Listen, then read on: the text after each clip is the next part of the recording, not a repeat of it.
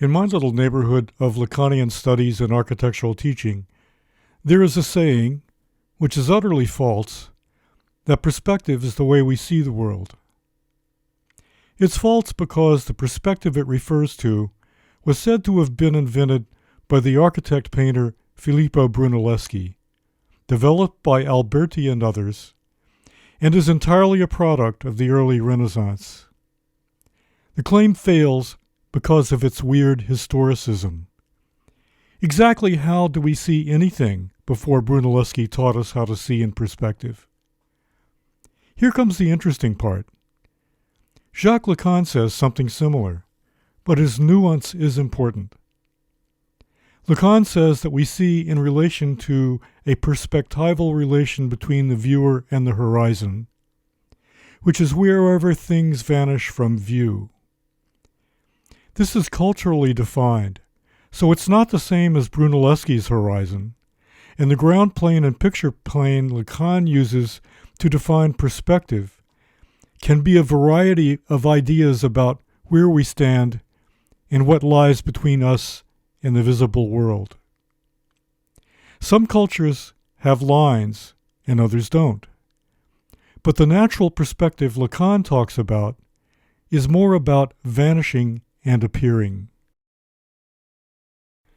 Lacan's natural perspective, which all humans carry about with them as subjects who use signifiers, is about the visible and invisible in the most general of terms.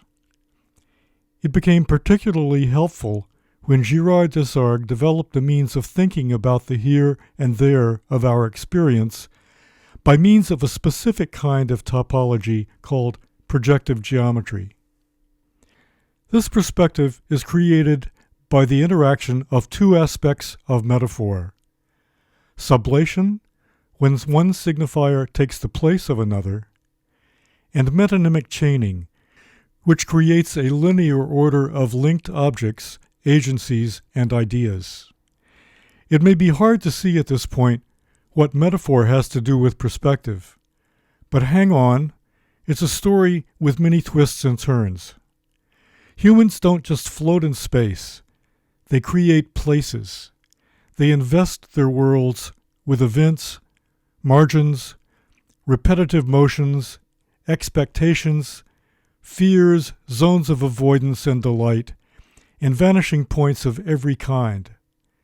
It would be wrong of us to submit this variety to Brunelleschi or any other modern construct of perspective.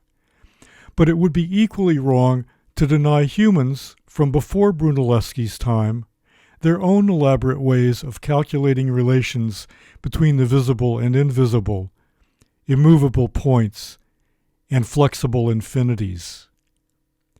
This was the perspective Lacan argued for, the perspective he saw fit to model using Desargues' ideas of projective geometry. So when someone says, perspective is the way we see the world, just say, yes and no.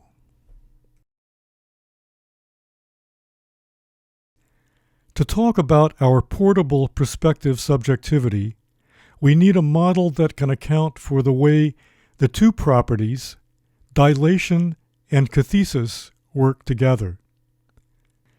Dilation is the way the eye acts as a point from which visibility radiates as a cone to indicate the limit of our peripheral vision. While this radiation seems to be centrifugal, expanding outward, the cone itself seems centripetal, putting a limit on this outward expansion. Another limiting force is the way that our seeing requires the idea of being seen, and this is idealized by a gaze that directly returns our viewpoint and its cone of vision with another viewpoint and another cone of vision. Acting as a kind of visual palindrome, this complementary cone can't be seen from our point of view. We have to turn the two cones to the side, so we can talk about how we might take slices from different parts of the two intersecting cones as kinds of biopsies of what's going on as we move from the viewer to the viewed.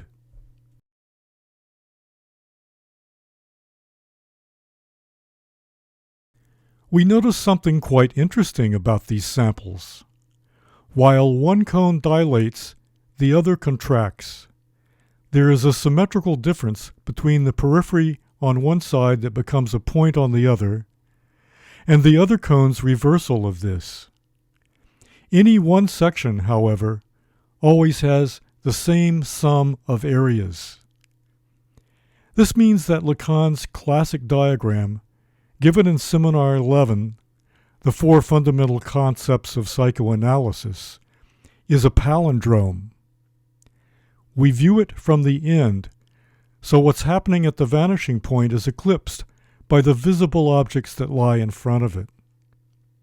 Also, all of the sections we cut into the two cones are superimposed on top of each other. The sideways view, called the butterfly for obvious reasons, allows us to model the progression from end to end. We can see how the intersecting triangles maintain a constant sum and give a name to it, cathesis.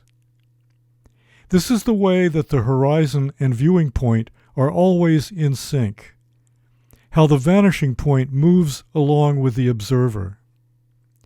This is because, with every act of looking out, a dilation of a cone of vision extending the eye across the landscape is simultaneously a contraction of an opposite cone ending up on the vanishing point.